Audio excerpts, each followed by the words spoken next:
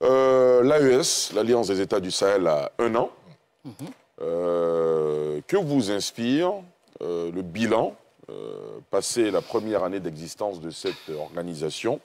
Aujourd'hui, professeur Dion, je vous en train de tourner les pages de votre calepin. C'est à vous. Merci Ali. Alors, comment va l'AS, c'est ça? C'est cela. La question. 1 an après, quel bilan? On demandait à Coluche, c'est un humoriste, non? On demandait à Coluche comment va la France.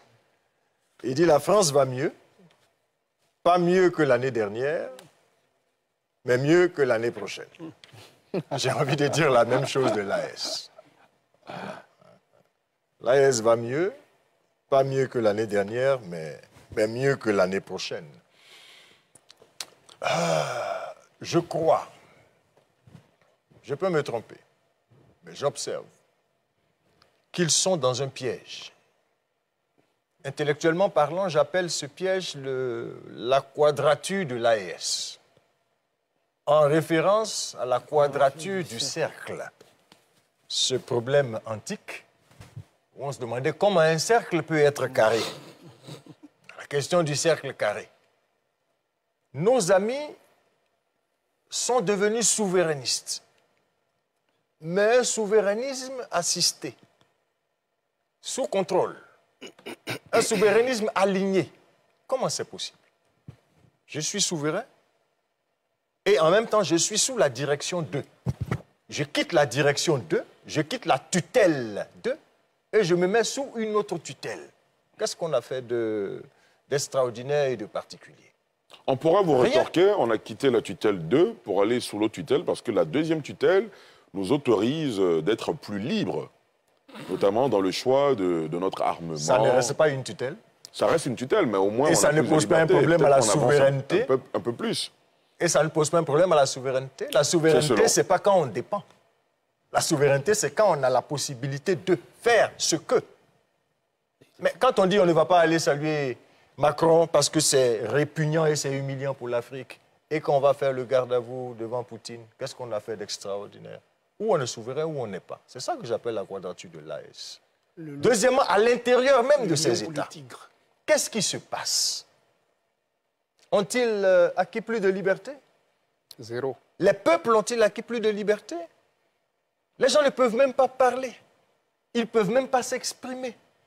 Les partis politiques ne peuvent pas avoir leurs activités normales. Tous les gens sont pratiquement zombifiés. On ne sait pas où on va. Mais à un moment donné, il faut s'asseoir et il faut penser peuple, il faut penser destin, il faut penser comment nous réfléchissons cette question de notre destin. Du destin du Mali, du destin du Burkina Faso et du Niger. C'est la révolution, oui. J'ai plusieurs fois dit sur votre plateau ici que moi, je suis un peu prudent avec les révolutions. Je peux me tromper, je suis un peu prudent parce que ce qui caractérise les révolutions... Professeur, révolution ou révolte? Révolution. La révolution, c'est un non. Nous le savons tous. On dit non à un ordre social. Mais la révolution est un non qui n'accepte pas qu'on lui dise non. Voilà tout le danger de la révolution. De sorte que, quand à un moment donné, la révolution va dans un certain sens, que vous dites non, attention, c'est vous qui devenez un problème. C'est pour ça qu'il y a un auteur ancien là, qui a écrit un livre très intéressant, intitulé « Poème de la Révolution ». Il dit « Ils vont siffler la linotte sous les rasoirs nationaux ». Il appelle la révolution le rasoir national. La fenêtre nationale. Vous allez rester chez vous, vous allez voir par la fenêtre des gens qu'on va supplicier parce que vous ne pouvez pas vous exprimer. Je crois que ces peuples-là ne méritent pas cela. Aujourd'hui, nous avons des amis dans ce pays, intellectuels comme nous, professeurs comme nous, qui ne peuvent même pas s'exprimer. Et ce que nous faisons ici aujourd'hui, c'est de parler pour eux. Parce que si nous étions dans la même situation, je suppose qu'ils le feraient pour nous. Dernière chose, Ali. Moi, je vais vous donner l'image que vous m'avez demandé depuis le début. Bien sûr, allez-y. Un jour, il y a un cataclysme dans un lieu, et puis beaucoup de gens sont morts. Et puis, il se trouve qu'il y a un chien qui se balade dans le palais, il voit que le trône n'est pas occupé, et le chien s'installe, et il devient roi. À peine veut-il savourer sa nouvelle situation qu'un jeune boucher, c'est un Pateba qui nous raconte cette histoire dans le vie, et enseignement de Tiano Bokar. Il y a un jeune boucher qui passe et il voit le chien sur le trône. Ah, mais il prend son bâton et il le dégage rapidement.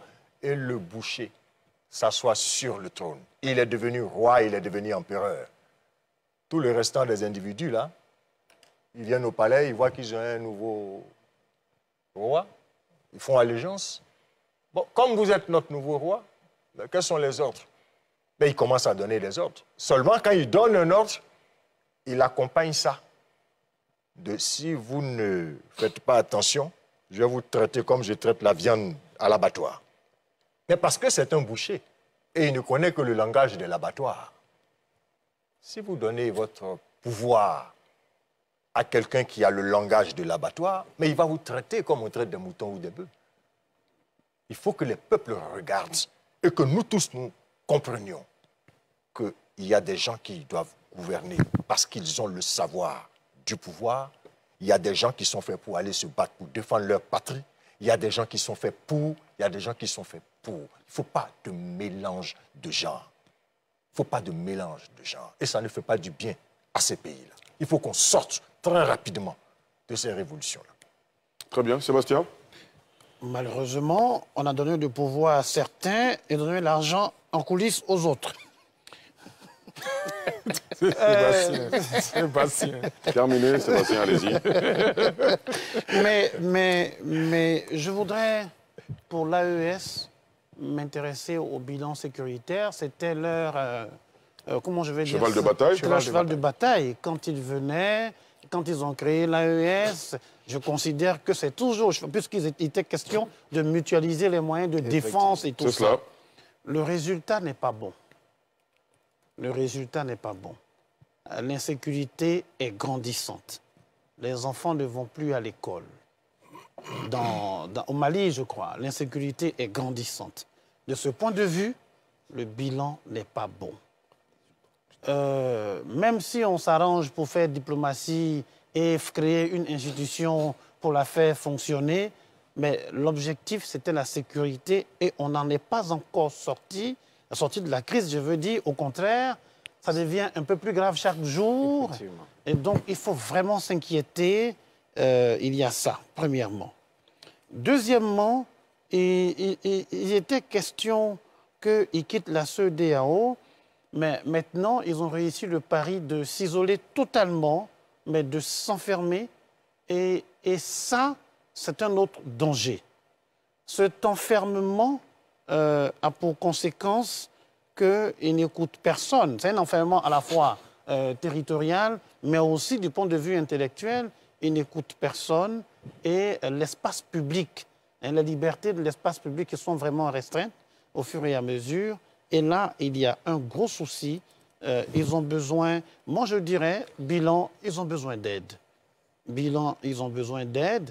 Peut-être faut-il qu'en définitive, on puisse considérer la chose humaine ou humanitaire et ne pas prendre en compte la question institutionnelle pour aller au secours des gens parce qu'on ne s'en sort pas et on n'a pas le droit de laisser cette partie du monde. Le professeur Dion a dit, on a nos frères là-bas, on ne peut pas les laisser comme ça. On devrait peut-être nous aussi, enfin nous, je veux dire ceux qui ont pensé qu'il fallait peut-être les laisser faire, ne pas les laisser faire totalement. Il faut les aider parce qu'on ne peut pas les laisser comme ça. La dernière chose, je ne crois pas vraiment. Vous savez, les mots, souvent, ont des sens par rapport au ciel sous lequel ce mot est employé. Le mot souverain, souveraineté, peut-être quand il l'employait, voulait-il juste dégager une personne, mais peut-être que ce n'est pas la souveraineté qu'on voulait. Peut-être ça. Donc, il est bon qu'on nuance, qu'on nuance quelquefois ces termes-là pour le besoin de la compréhension d'autrui, pour qu'on puisse facilement accepter d'y réfléchir autrement pour les aider. Mais, je reviens, le bilan sécuritaire n'est pas bon. J'ai entendu une phrase qui n'était pas très belle. Quand il y a eu beaucoup de morts au niveau des militaires, quelqu'un a dit, puisque c'est maintenant qu'on se bat, donc c'est maintenant qu'on peut compter les morts. Parce qu'avant, s'il n'y a pas de mort avant, parce qu'on ne se battait pas. Bon, on a envie de se battre, mais on n'a pas envie de faire des carnages et des charniers. C'est un mot bien ivoirien il y a quelque temps. Hein, il faut vraiment travailler à aider ce peuple-là et sortir des analyses que nous faisons. Il faut aller plus loin. Très bien. Plus que 5 minutes pour terminer. Martial Kobri, c'est à vous. Alors moi, je pense que ce qu'on appelle échec de l'AES, c'est un peu déjà l'échec de la CEDEAO déjà. Parce que quand le Mali, le Burkina et le Niger étaient dans la CEDEAO, c'est bien le territoire de la CEDEAO qui a été en proie au djihadisme. Qu'est-ce que la CEDEAO a fait pour pouvoir bouter les djihadistes hors de son territoire pour qu'aujourd'hui on ait cette situation? Donc il faut que la CEDEAO se remette en cause, voir comment elle peut aider le Mali, le Niger, le Burkina. S'ils sont là pour chasser les djihadistes, qu'ils leur proposent leur service pour le faire. Mais qu'est-ce qui s'est passé? On a voulu chasser Tchani du Niger, constituer une armée, mais on n'a pas voulu, on ne veut pas chasser les djihadistes. Donc si on estime qu'on veut faire partir justement ceux qui sont là aujourd'hui pour refaire des élections, pour que les civils soient là, eux, leur objectif c'est de faire partir des djihadistes, mais associons-nous, armée de la CEDEAO, pour pouvoir faire une attaque, ou bien, je ne sais pas comment on va se faire, mais pour que le djihadisme sorte de l'espace de la CEDEAO. Très bien, Yacouba. Voilà. Oui, alors il faut comprendre que la CEDEAO a réagi. Dans ces pays, il y avait même des forces internationales. Au Mali, par exemple. Non, ils sont partis. Hein. Non, les forces internationales sont parties. Non, je parle des djihadistes, là, ils sont toujours là. Non, mais c'est dans le processus de la gestion, justement, de cette crise que ces forces internationales étaient là. C'est une guerre asymétrique. Ce n'est pas des gens qui sont parqués quelque part, contre qui on peut aller se battre. Donc, ils sont partout, ils ont des organisations. Donc, c'est un problème qui était en cours de gestion. Alors, ce qu'il faut savoir, c'est que ces jeunes, un an après, ont carrément déstructuré tout là-bas. Et je vais rejoindre M. Sébastien Gueye, qui dit qu'il faut effectivement leur venir en aide, contre leur gré. Et c'est d'ailleurs pourquoi je salue ici l'intervention du vice-président Kone Timoko Meile à la tribune des Nations Unies, qui a appelé la communauté internationale à voler au secours du Sahel. Même le président sénégalais a volé au secours du Sahel. Parce que la déstabilisation du Sahel va avoir absolument une répercussion sur nos États au niveau de la sous-région. Déjà, nous avons plus de 50 000 réfugiés burkinabés sur notre terre à qui on a offert gîte et couvert. Mais il faut quand même, à un moment donné, ça cesse. Il faut que ces gens-là comprennent qu'ils ont pris en otage leur peuple, qu'ils ont échoué, qu'ils se remettent en cause et qu'ensuite, qu'ils appellent à l'aide pour qu'on puisse venir les aider. Sinon, franchement, tel que les choses sont parties, nous sommes mal barrés. Professeur Banga. Bon, je suis dans la peau d'un procureur. Il reste 2 minutes, vous et professeur Nobou. Je suis procureur qui va finalement devenir un avocat. Parce que quand j'entends tout le monde dire aujourd'hui que c'est un échec, j'ai plus besoin de reparler. Ouais. Et j'ai même mal d'avoir eu raison.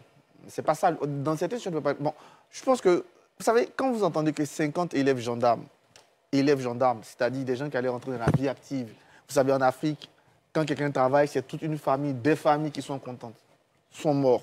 Vous avez forcément mal. Je pense qu'aujourd'hui, on peut même donner le crédit de la bonne foi aux dirigeants de l'AES. Moi, je décide de leur donner aujourd'hui. On peut aussi s'asseoir et dire, on a voulu faire ça et ça ne marche pas. Qu'est-ce qu'on fait? Je pense que l'AES, en toute souveraineté, les dirigeants de ces pays doivent s'asseoir et constater eux-mêmes le même constat qu'on a tous fait ici. Il y a quelques mois, on n'était pas d'accord sur le constat de l'échec. Mais si aujourd'hui, nous sommes tous d'accord, c'est que quelque part, ça ne marche pas. Ils doivent commencer à se poser des bonnes questions. Il faut s'asseoir et comprendre que leurs premiers frères, même si on a eu des divergences, leurs premiers frères, ce sont les gens de la CEDEAO. Ce n'est pas quelqu'un d'autre. Oui. C'est pas, la Russie n'est pas plus proche du Niger que la Côte d'Ivoire. Oui. J'ai tellement d'amis au Mali, au Burkina, au Niger, que je ne connais même pas quelqu'un en Russie. Bon, la France, parce que j'y ai vécu, mais on est frères. Donc, au bout d'un moment, je pense que la partie où on s'est battu, c'est bon, c'est pas bon, on a fini. Il faut qu'on s'arrête et qu'on se dise, la voie que prend l'AES n'est pas bonne.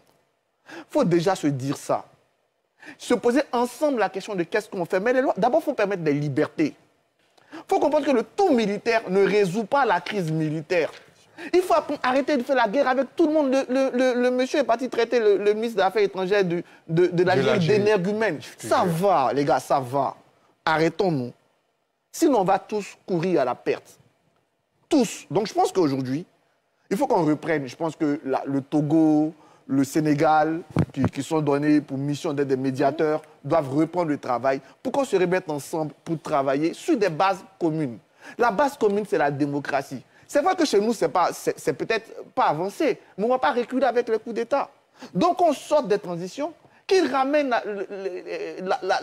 l'unité nationale. Trop de gens en exil, trop de gens en prison, et mettre fin aux accords de paix. Tout ça, c'est inutile. C'est inutile pour nous tous. Donc, je pense qu'aujourd'hui, on arrive à un virage où coup d'État est bon, on a fait ça, ça fait 4 ans, c'est bon.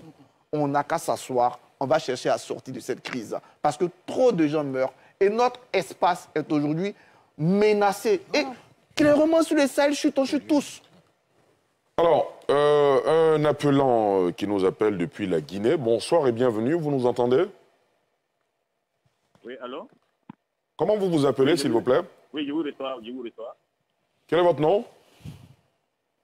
Oui, comme je l'ai dit au journaliste qui m'a reçu, j'essaie de faire, j'essaie de faire mon nom, mais je voulais participer à l'émission.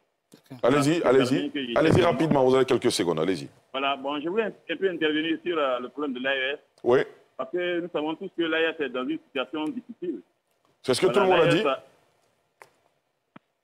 Allô? On vous écoute. Voilà, donc je disais que l'AES était dans une situation difficile. C'était des pays libres qui exerçaient librement et puis bon, il y a eu les terroristes. Voilà, donc c'est comme quelqu'un qui l'a dit, il vit tranquillement et il est attaqué par des maladies.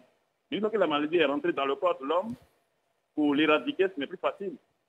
Il cherche plusieurs médecins pour essayer de le guérir. Mais s'il a pensé avec un médecin que ça ne va pas, bon, il va chercher d'autres recours. Donc on ne peut pas imputer l'échec à l'AES. C'était des gens qui étaient attaqués, c'est comme ici, ils étaient mourants, et donc ils cherchent de l'eau partout pour se sauver. Voilà, donc ce n'est pas les pays voisins qui doivent encore être les portes d'entrée sur leur territoire. Normalement, si on s'aime, on doit empêcher que les gens passent par les pays voisins pour s'infiltrer à eux et pour les détruire. Ils étaient attaqués. Voilà, donc on ne peut pas les attaquer à la fois et on va leur dire qu'ils n'ont pas réussi. Si on les attaque à la fois, ils n'ont pas réussi.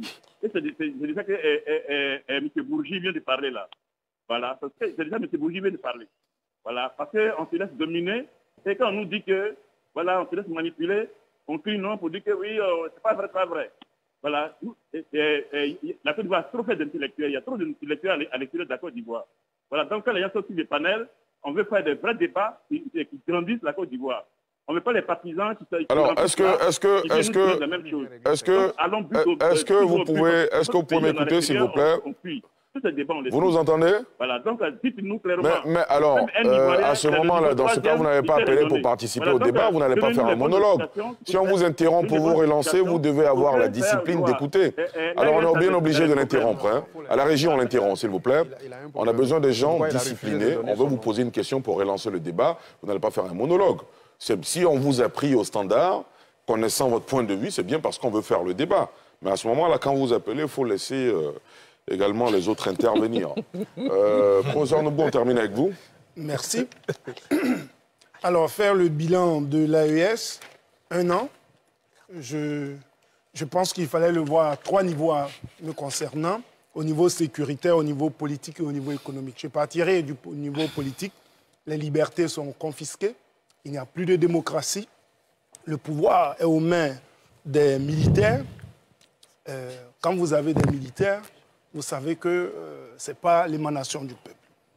Deuxièmement, je vais aller très rapidement. Au niveau sécuritaire, nous savons qu'il y a eu la digue libyenne qui a sauté. Lorsque la digue libyenne a sauté, tout s'est passé comme ça devait se passer dans la cour du roi Péto. Et nous nous retrouvons là avec tout ce que nous voyons. Et on a eu quand même 2 opérations, Épervier puis Serval de la France. Mais ils y sont restés de 2013, oui, à 2022. À peu près 9 ans, ils n'ont pas pu régler le problème. Voilà. Donc je ne pense pas que le Sahel, les pays sahéliens puissent régler ce problème en 1 an. Certes, je suis...